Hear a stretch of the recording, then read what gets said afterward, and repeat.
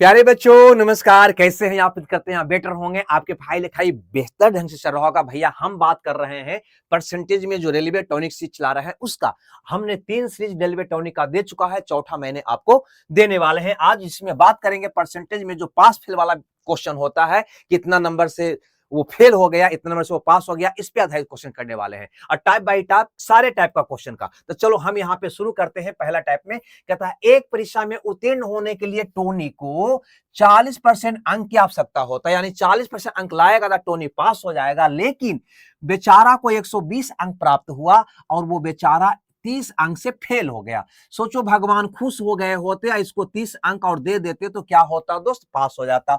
यानी कि इसको अगर 150 अंक आ जाता, 150 अंक आ जाता तो क्या होता? ये पास हो जाता। लेकिन यहां तो कह रहा है कि 40% में पास हो जाता, तो यही 150 का प्रतिशत मान 40 है क्या? कहोगे जी। तो प्रतिशत मान से कभी भी वैल्यू में उल्टा गुना करते हैं तो हमेशा पूर्णांक यानी 100% का मान निकलता है। समझ आया बात को? तो 40% का उल्टा 40/100 का उल्टा क्या होगा भैया? 100/40 अगर हम गुना कर देंगे तो ये 100% यानी क्या निकल जाएगा? पूर्णांक का मान निकल जाएगा। और हमसे परीक्षा का पूर्णांक है तो पूछा था। हल कर दोगे दोस्त, आपका उत्तर आ जाएगा। यहाँ पे 25 100 कट जाएगा, इसको गुना करोगे तो 375 आपका आंसर आ जाएगा, जो कहीं ना कहीं ऑप्शन डी में है। कुछ बच्चा ऐसे भी सोच सकता है इसको कि 40% यहां से पास होने के लिए आवश्यक अंक चाहिए, यहां से देखते हैं तो 150 अंक चाहिए। तब तो ऐसे भी कह सकता था कि 40% का वैल्यू हो गया 150, तो पूर्णांक पूछा है तो 100% का मान, तो क्या होगा? 150/40 गुना 100 कर देगा। यहां पे भी उत्तर वही आएगा, क्योंकि दोनों है तो भैया एक ही चीज, तरीका तो एक ही है। चलो अगला एक क्वेश्चन और पूछता है कुछ इस ढंग का, इसको भी हम यहाँ पे देख लेते हैं। पहले इसका हम बेसिक समझते हैं, उसके बाद शॉर्ट में कैसे बनाएंगे उसकी हम बात करेंगे दोस्त। कहता है कि एक परीक्षा में जैक बेचारा जो है 45% अंक लाया, 45% अंक लाया और 18 अंक से फेल कर गया। सोचो भगवान का ये भी पूजा पाठ करे गया होता, भगवान खुश होकर इसको 18 अंक और दे देते तो ये भी क्या होता? पास हो जाता। यानी हम यहां से कह सकते हैं कि इस एग्जाम में कोई भी बैठे, पास होने के लिए 45% प्लस 18 अंक लाना होगा, तब वो एग्जाम में पास करेगा। इसी एग्जाम में एक दूसरा विद्यार्थी भी बैठा है दोस्त, इसी एग्जाम में एक दूसरा विद्यार्थी बैठा है जो 55% अंक लाया है और जो परीक्षा में उत्तीर्ण करने के लिए आवश्यक न्यूनतम अंक से 6 अंक ज्यादा है। यानी सोचो कि 6 अंक ज्यादा लाया, यानी कि 65% से 6 अंक इसको कम भी मिला होता तब भी ये क्या होता? पास कर जाता। तो इसके हिसाब से देखते हैं तो पास होने के लिए न्यूनतम अंक कितना है, इसके हिसाब से देखते हैं तो पास होने के लिए न्यूनतम अंक इतना है। क्या ये दोनों इक्वल होगा? कहेंगे जी सर बिल्कुल इक्वल होगा। अब अगर इसको उधर ले जाओगे तो 65 में से 45 जाएगा, क्या बच जाएगा दोस्त? 20% बच जाएगा, है ना। और अगर इसको इधर लाओगे तो 18 प्लस 6 क्या हो जाएगा? 24 हो जाएगा। यानी 20% का वैल्यू क्या हो गया? 24। हमसे पूछा है कि परीक्षा में कोई भी अधिकतम कितने अंक प्राप्त कर सकता है, यानी कहीं ना कहीं पूर्णांक पूछा है, क्योंकि पूर्णांक से ज्यादा तो कोई नंबर ला ही नहीं सकता है, अधिक से अधिक पूर्णांक के बराबर में ला सकता है, अतः पूर्णांक का मान 100 होता है। निकाल दो। तो इसको ये 5 गुना है दोस्त, तो इसका ये 5 गुना हम कर देंगे तो 24 बचे 20 से पूर्णांक कितना का होगा? 120 नंबर का। ये मेरा क्वेश्चन का आंसर हुआ। अब सोचो इस क्वेश्चन को हम लगाएंगे कैसे, तो यहां पे ध्यान देना, ये क्वेश्चन को इतना हम सोचने नहीं जाएंगे क्योंकि क्वेश्चन का प्रारूप बिल्कुल यही होता है। यहां से देखो ये प्रतिशत माना मान दिखाई दे रहा है, इसका तुम अंतर निकालो। यहां से यहां पे कलर बदल के आपको बता दूं, यहां से ए वाला का अंतर निकालो, ए वाला का अंतर निकालो और दोनों को बराबर कर दो, आपका उत्तर आ जाएगा। तो देखो 65 में से 45 गया, प्रतिशत में है 65% माइनस 45% कितना होगा दोस्त? तो सीधे कहेंगे यहाँ पे 20% होगा। 20% का मान कितना होगा? तो यहां देखो 18 अंक से फेल कर गया, ये 6 अंक अधिक प्राप्त किया, यानी दोनों 2 अंक का है तो अंतर जोड़ के निकालेंगे तो इसका अंतर क्या होगा? कहोगे 6 प्लस 18 कितना होगा? 24 होगा। क्लियर है? तब 20% का मान 24 हो गया, तो पूर्णांक कितना का है? तो सीधे यहाँ पे 100% का मान निकालो। इसका ये 5 गुना, इसका 5 गुना करोगे 120 आ जाएगा। बस आपका बनाने का तरीका दोस्त ए वाला होगा, ए वाला होगा। ठीक है, ऐसे सारे क्वेश्चन को अब बना डालोगे। चलो भैया, तो इस टाइप का एक क्वेश्चन और देखते हैं। कहता है विमल किसी परीक्षा में 46% अंक प्राप्त करता है, वो 10 अंक से क्या होता है, फेल हो जाता है। तो इसके अनुसार उत्तीर्णांक कितना होना चाहिए, तो 46% प्लस 10 अंक होना चाहिए। यदि वह 52% अंक प्राप्त करता तो उसे न्यूनतम अंक से 8 अंक ज्यादा प्राप्त हो जाता। अगर इसके हिसाब से सोचोगे तो कहोगे सर पास होने के लिए 52% माइनस 8 अंक चाहिए था, क्योंकि 8 अंक पास होने से भी ज्यादा ले आया है। तो परीक्षा का उत्तीर्ण होने के लिए आवश्यक न्यूनतम अंक, यानी कहीं ना कहीं उत्तीर्ण होने के लिए आवश्यक न्यूनतम अंक का मतलब क्या हुआ कि आपसे उत्तीर्णांक पूछा। उत्तीर्णांक क्या होगा, कहोगे सर यहां से सोचेंगे तो 46% प्लस क्या हो जाएगा 10 अंक। क्लियर है भाई, यहां पे बात को समझना हम क्या बताना चाह रहे हैं, है ना। पास होने का आवश्यक न्यूनतम अंक क्या होगा, कहोगे 46% प्लस 10 अंक होगा, हाँ या ना। यहां से सोचोगे तो पास होने के लिए आवश्यक न्यूनतम अंक निकालोगे तो 52% माइनस 8 अंक होगा। खैर ये तो बात की कहानी है।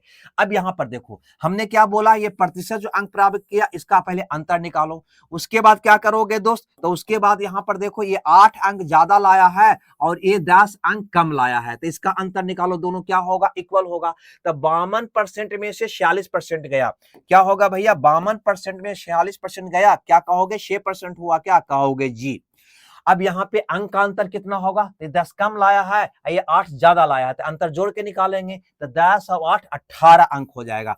यानी कहीं ना कहीं 6% का वैल्यू हो गया 18 अंक। तो क्या तुम नहीं निकाल लोगे कि 1% का वैल्यू हो जाएगा 3 अंक, बोलो हाँ या ना, बोलो हाँ या ना, कहोगे जी सर 3 अंक होगा। अगर 1% का वैल्यू 3 अंक हुआ तो क्या ये 46% का वैल्यू गुना 3 करने से निकल जाएगा क्या, 1% का वैल्यू 3 अंक, तो 46% का वैल्यू क्या होगा दोस्त, तो कहोगे 46 गुना 3 यानी 18 के 8 बाकी 1 4 12 13 इतना होगा, अब प्लस 10, यही उत्तीर्णांक होगा क्या 148, 148 होगा, क्या कहोगे जी 148 होगा, यानी ए ऑप्शन सही होगा, है ना। उत्तीर्णांक यहां से भी निकाल सकता था तुम, 52% माइनस 8 अंक भी, ये भी तो उत्तीर्णांक होता, है ना। चाहे यहां से सोचो, चाहे यहां से सोचो, चाहे ये वाला पाथ से सोचो कि 52% लाया जो पास होने से भी 8 अंक ज्यादा था, इससे भी सोचोगे तो 52% माइनस 8 उत्तीर्णांक होगा। यहां से भी निकालोगे तो वही चीज आएगा आपको, है ना। 1% का वैल्यू 3, तो 52% का वैल्यू 3 कर दोगे तो 3 दूनी 6 और 5 या 15 और प्लस माइनस 8 हो जाता। इसको हल कहोगे तो आ जाएगा 148 अंक,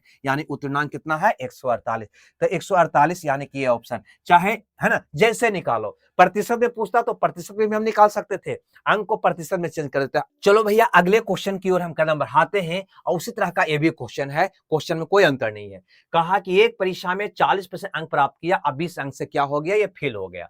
आदित्य 45% अंक प्राप्त किया, जो उत्तीर्णांक से भी 30 अंक ज्यादा लाया। तो उत्तीर्ण होने के लिए कितने प्रतिशत अंक चाहिए, अब की बार उत्तीर्णांक पूछा है लेकिन प्रतिशत पूछा है, लेकिन कोई बात नहीं। पहले यहाँ पे इसका तो अंतर निकाल लो, कितना आएगा दोस्त, तो कह देंगे सर 5% आएगा। ये 5% का वैल्यू क्या होगा, तो यहां से चलो, ये 20 अंक कम लाया है और ये 30 अंक ज्यादा लाया है, तो इसका अंतर क्या होगा, 20 और 30 50 होगा, क्या कहोगे जी 50 अंक होगा, होगा या नहीं होगा, है ना। अब यहाँ पे सोचो हमसे पूछा क्या है, कहता उत्तीर्ण होने के लिए कितने प्रतिशत अंकों की आवश्यकता होगा, यानी हमसे कहीं ना कहीं उत्तीर्णांक ही तो पूछा है।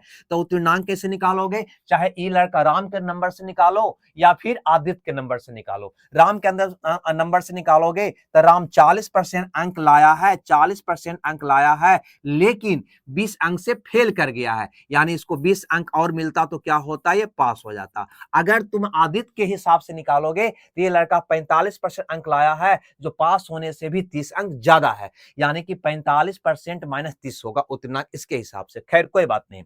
तो 5% का वैल्यू 50 अंक हुआ, तो 1% का वैल्यू क्या होगा दोस्त, कहोगे 5 से भागा दोगे तो 10 अंक होगा। अब आप ही सोचो, हमें प्रतिशत में निकालना है, तो ये प्रतिशत वालों को चेंज क्यों करें, है ना। 10 अंक का मान है 1%, तब 20 अंक का मान क्या होगा दोस्त, तो कहोगे सर 2% होगा, कितना होगा 2% होगा।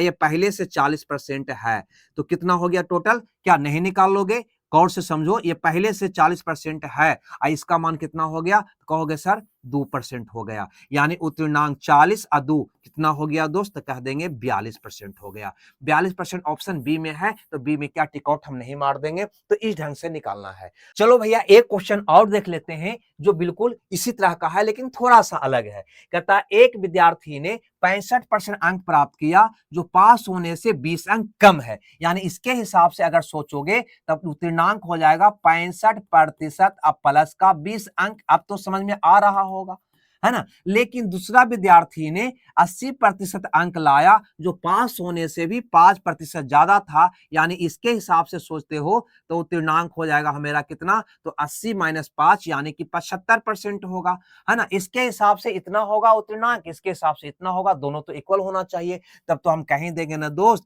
कि ये 75% का वैल्यू हो गया 65% प्लस का 20 अंक। बोलो यस या नो, कहेंगे जी। अब 65 को इधर लाओगे तो ये हो जाएगा 10%, बराबर हो जाएगा 20 अंक। हमसे पूछा है कि परीक्षा का भैया पूर्णांक बता दो, क्या बता दो, पूर्णांक बता दो। पूर्णांक हमेशा क्या होता है, 100%। इसका ये 10 गुना है तो इसका 10 गुना करोगे तो कितना हो जाएगा, 200 अंक हो जाएगा। बस मेरा प्रश्न का उत्तर निकल गया, 200 अंक, यानी डी ऑप्शन मेरा क्या होगा, सही होगा।